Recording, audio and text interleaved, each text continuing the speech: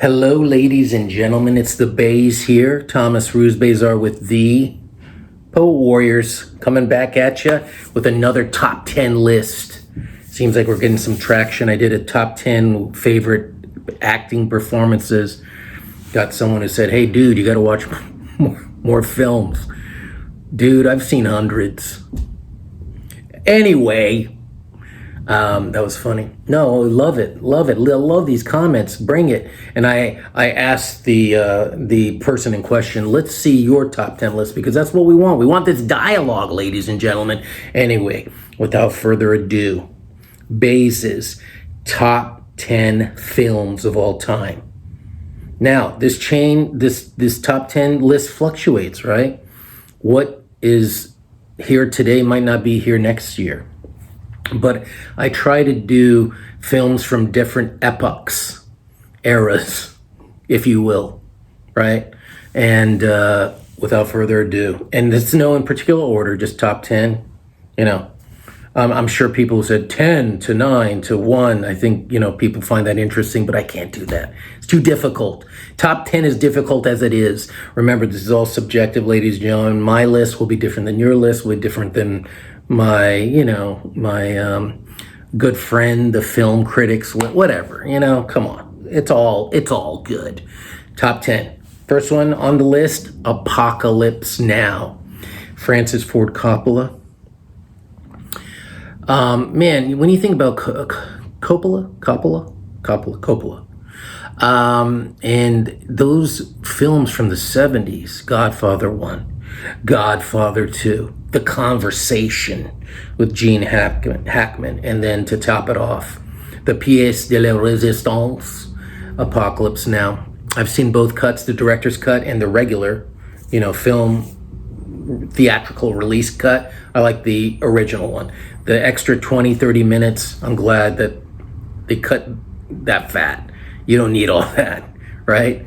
Apocalypse Now, what a great feat of filmmaking. Amazing. I think that film captured that era, the Vietnam era, the Vietnam War. Just, it was wild, surreal, nightmarish, funny, crazy, beautifully cast. I think originally Harvey Keitel was Captain Willard, didn't work out. Martin Sheen, he got a heart attack. There's a documentary called Heart of Darkness. Actually, Apocalypse Now is based on Joseph Conrad's novella, The Heart of Darkness.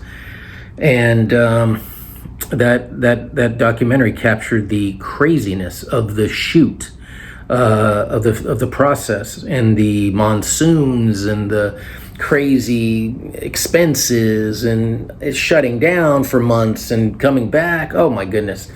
But man, was it worth it, because this one will forever stand the test of time. Apocalypse Now. Number 2, The Revenant.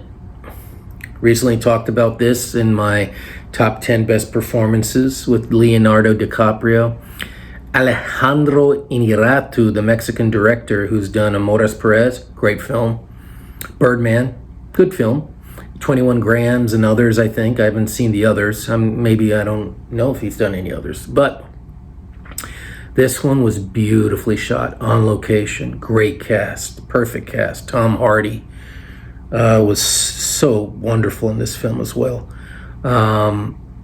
Dom Hall Gleason, I think is his name, another one. So, I could go on and on. Just a beautiful, beautiful, terrific feat of filmmaking and storytelling. I love the revenge story. Revenge stories are very interesting to folks, yours truly as well. The Revenant, wow. It's made its way into my top 10 film list. It is a terrific film. 3, The Mirror, Andrei Tarkovsky, the Russian master. It's directed Andrei Rublev. Stalker, Solaris. That was the original. Then George Clooney and Steven Soderbergh did a remake. Did a film called Nostalgia, The Sacrifice. But anyway, this one, very autobiographical, capturing Tarkovsky's own childhood in the Russian countryside. Filmed in black and white, filmed in color. It really was haunting, beautiful, simple. It was kind of like a Chekhov, a dreamlike Chekhov, Anton Chekhov, if captured on film. Beautiful, just beautiful, wonderful. Number 4, Throne of Blood. Akira Kurosawa directed it, the great Japanese filmmaker who's also done films like The Seven Samurai, Ikiru, High and Low, Ron. This one was a remake of Macbeth, the Japanese Kurosawa version of Macbeth, with the great Toshiro Mifune as Macbeth. Ooh, scary. It was the end scene alone is worth the price of admission, the last 10 minutes of the film.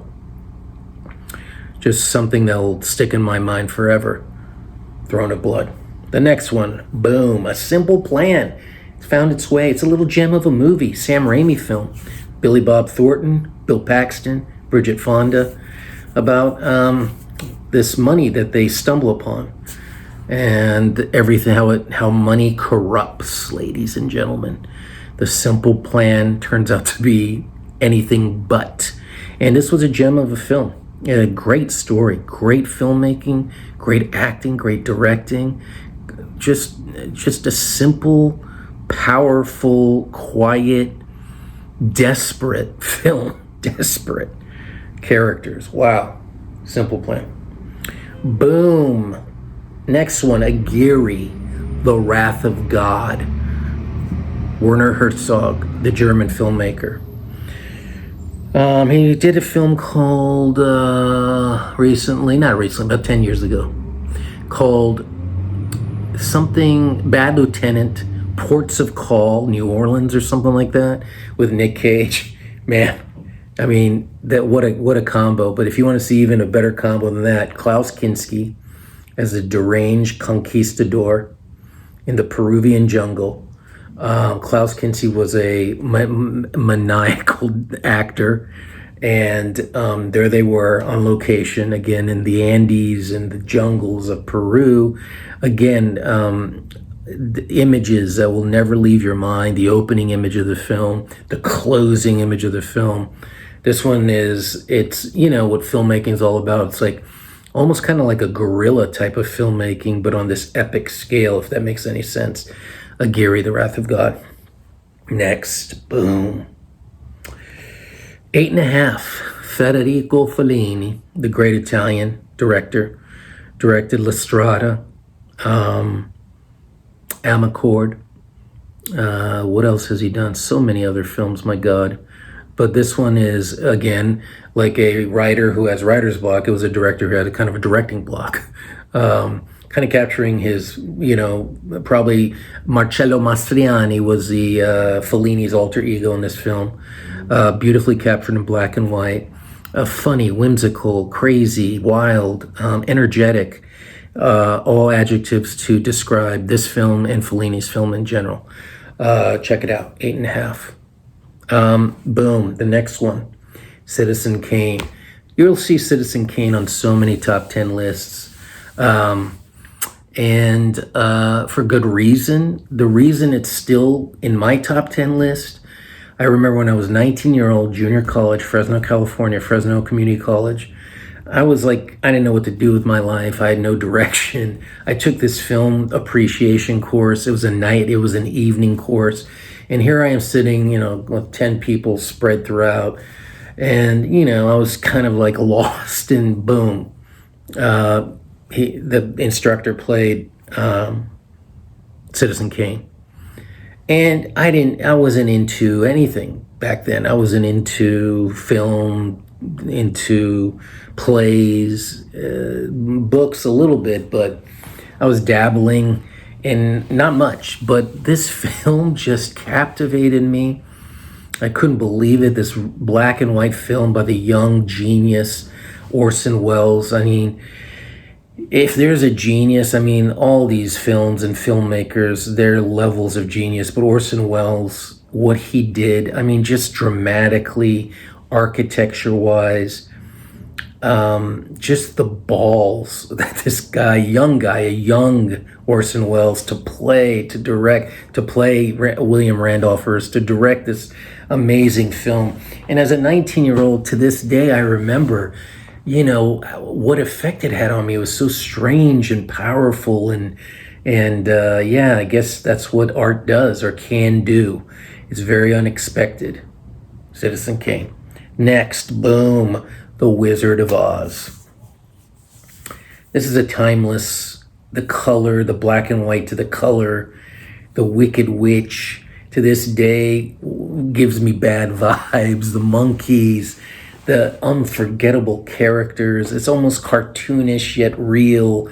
The beautiful voice, Dorothy. Oh my God, Judy Garland, right? I am the slippers. I mean, it's iconic, and it's one of those films that I can't believe it just has a feat of filmmaking. And when the Oz is revealed, the dude behind the curtain, where the red herring. What do you call it? Is that what we call it? It has it all, and the color. Like I remember when it went to black and white, Oz and the yellow brick. Oh my God! It was like, whoa, man. And it's just when I saw it 10 years old, 15, 30, but it still has the same effect on me. Wizard of Oz. And last, but certainly not least, boom, The Shining. Stanley Kubrick. Again, another one of those geniuses. Can you say 2001, Clockwork Orange, Full Metal Jacket, Lolita, and The Shining. I mean, look, horror is not my gig, but for a horror film to this day, that film terrifies me every time I see it. And you talk about images, like the image of the kid on the big wheel bike going through I mean, what? It's just, whoa. The point of view, the sound when it goes, the carpet to the wood floor to the carpet, the two twins and the blood. Oh my goodness. The maze. I mean, my gosh. I mean, that's any work of art that can just sear your mind, terrify you, provoke you. That's it, ladies and gentlemen, right? That's what art is all about. And yeah, those are my top 10 film. They ask me again in 6 months. It might change. It could change. Ask me again in 10 years, right?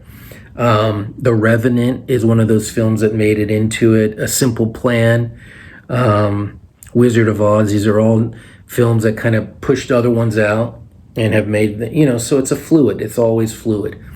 And I hope you enjoyed my top 10 list. As always, we love your responses. We love the dialogue.